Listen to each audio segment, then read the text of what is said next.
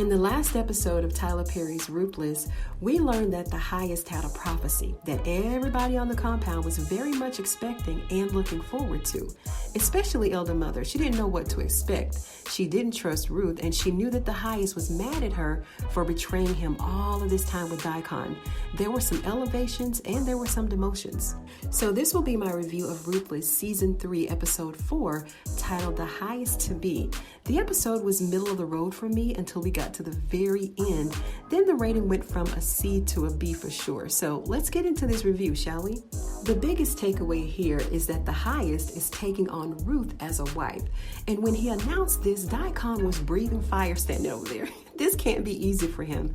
I did 2 other videos on Ruth becoming his wife, and if you missed those, I'll leave them linked throughout this video and in the cards list in the description below. Ruth didn't really know what to expect, but I'm sure that she had a pretty good idea, being that River set this whole thing up in Season 2, and the highest has learned to trust her more, and I knew that it was going to go this way because these captivating storylines is what's creating more dramatic situations, right? Ruth was seen going into the children's trailer and was stopped by the elder mother. First, Ruth told her that they needed to come to the prophecy. Then she told her that she was concerned about them being in the trailer in case there was a fire, and she wanted to know how they'd get out. The elder mother told her not to worry about it because she had a key, and that the Raku won't let anything happen to the pure. And while reading some of the comments, some of us wondered why Ruth never went to see Callie. And here we see that it's not so easy to get into those trailers to see the kids.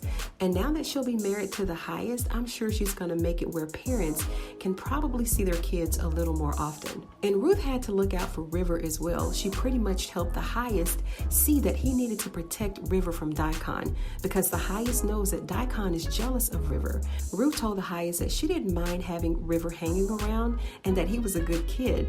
And what I loved about this scene is that they were both testing the waters with each other. The highest wanted to know how she really felt about having River around, and she let him know that she was cool with it, and she was actually planting the seed that River needed to be protected. So we can really appreciate the hidden agendas here. Very well done. We all know that Ruth loves to flex her muscle when it comes to the elder mother, and this time wasn't any different. She took his plate back to the kitchen and realized that elder mother was using lotions and potions in the highest food. She asked her what the potions were, and she told her that it's powders and candy to make him feel good. When she asked what the candy was, she told her that it's uppers and Valium. She told Ruth not to tell the highest, and Ruth told her to stop putting it in his food. And I'm with elder mother on this one. She does it to make him happy, especially when he gets upset and on this rampage. And while she's outside, she ran into Joan, and Joan was like, Sister Ruth, I noticed that you have a shift in your confidence. Ruth was like, Joan, what you talking about? River told me that you were having sex with the highest. And who says that? Ruth said, if you don't get your spelling bee somewhere and sit down.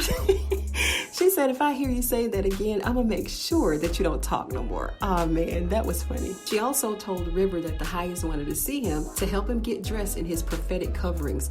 Before he went in to see the highest, Ruth had already put him on game and told him that she told him that he needed to protect River from Daikon. And it was up to River to explain to him why he was in the finance trailer at night in the dark trying to get into the safe, and she told him that he better tell him before Daikon does. He went in to see the highest, and the highest apologized to River and told him that he wants him to be his right hand and not to tell Daikon. He said that after the prophecy he wanted to watch old movies with him again. Their scenes really crack me up. River really goes into little kid mode when he's around the highest, and this new elevation for River, it's really gonna make Daikon cut up. Oh man, I can't wait to see how this is gonna turn out. And the highest knows that he's created a mess, and this is why he don't want him to tell Daikon. Now let's move on to somewhat of the cliffhanger that happened last week. It's now confirmed that the sheriff was being paid by the Rakadushi to keep everything quiet. He really showed his true colors in this episode.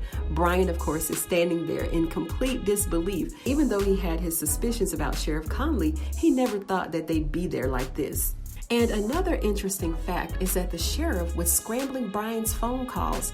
Every time Brian thought he was calling Mac, the calls weren't even going through. And now he's out there all willy-nilly on the compound without any backup, except Andrew, of course. And Andrew kind of questionable at this point, so we really can't rely on him because we don't know which way he's gonna fly.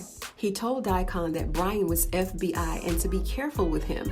And this made Daikon upset because he told the sheriff that he should have told him long time ago that Brian was the FBI. Sheriff said that he would have told him, but he didn't want to mess his money up. So they must have been paying him a pretty penny to keep quiet. Manny told Daikon that 2 of their girls were inside the house, and they decided to send the sheriff in because they wouldn't trust Daikon. And before they went in, Lacey and Paula agreed that Lacey would take the rap for killing Dale's parents, even though she said that she didn't do it, and Paula would lay low in the bedroom and get in the truck to go to the hospital when the coast was clear. And when they came in, she told them that Paula ran away to throw them off, which was pretty smart because Paula did get away. Their plan worked, and it was refreshing to see the plan get pulled off to success, right? Andrew pulled up with Oliver in the truck, and Daikon asked him if he knew Brian. He told him no. He said that he only saw Brian on the compound when he and the sheriff came to visit.